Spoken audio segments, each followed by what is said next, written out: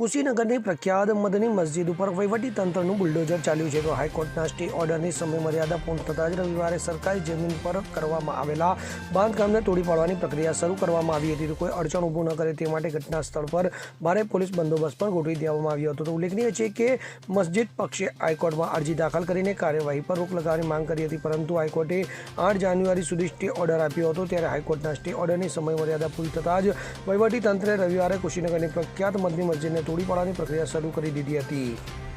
તો સરકારી જમીન પર થયેલા બાંધકામને 5 બુલડોઝરનો ઉપયોગ કરીને તોડી પાડવામાં આવ્યું હતું અને સાવચેતીના પગલાં તરીકે શાંતિ જાળવવા માટે મોટી સંખ્યામાં પોલીસ કર્મીઓ તૈનાત કરવામાં આવ્યા હતા.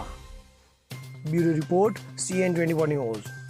હવે જુઓ દેશ દુનિયાની તમામ ખબરો તમારી આંગળીના ટેરવે.